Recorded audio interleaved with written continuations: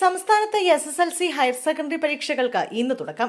സംസ്ഥാനത്ത് SSLC higher secondary, vocational higher secondary പരീക്ഷകൾക്ക് ഇന്ന് തുടക്കം. 13 ലക്ഷത്തിലധികം വിദ്യാർത്ഥികളാണ് പരീക്ഷ എഴുതാൻ ഒരുങ്ങുന്നത്. ഇന്ന് SSLC +1 പരീക്ഷകൾ നടക്കും. +2 പരീക്ഷ മറ്റന്നാളായിരിക്കും നടക്കുന്നത്.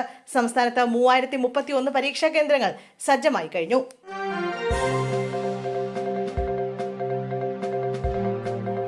നിർണായക CPM സംസ്ഥാന സമിതി യോഗം ഇന്ന്. CPMന്റെ നിർണായക സംസ്ഥാന സമിതി യോഗം ഇന്ന് തിരുവനന്തപുരത്ത് നടക്കും. സ്ഥാനാർത്ഥി നിർണയ ചർച്ചകളും തെരഞ്ഞെടുപ്പ് ഒരുക്കങ്ങളുമാണ് പ്രധാന അജണ്ട.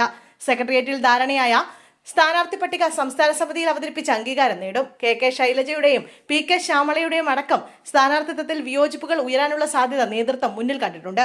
G സുധാകരന്റെ നിലപാടുകളും ചർച്ചയാകും. പാലക്കാട് CPM വിമതരുടെ കൺവെൻഷനും ഇന്ന് നടക്കും.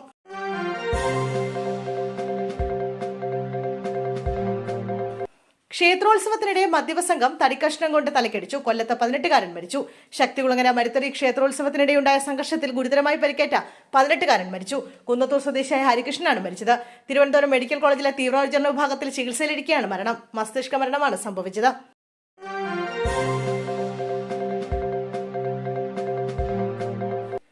G സുധാകരനെ ഫോണിൽ വിളിച്ച് MV ഗോവിന്ദൻ. പാർട്ടി വിടുമെന്ന സൂചനകൾക്കിടെ G സുധാകരനെ ഫോണിൽ വിളിച്ച് CPIM സംസ്ഥാന സെക്രട്ടറി MV ഗോവിന്ദൻ.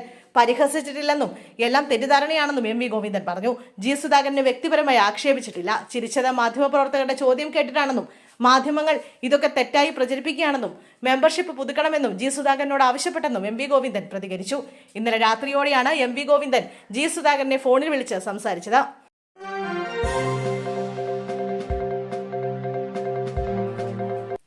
അമിത വേഗതയിലെത്തിയ കാർ ഓടിച്ച് വിദ്യാർത്ഥിനി മരിച്ച സംഭവം. യുവ ഡോക്ടർക്കായി ലുക്കൌട്ട് നോട്ടീസ് ഇറക്കും.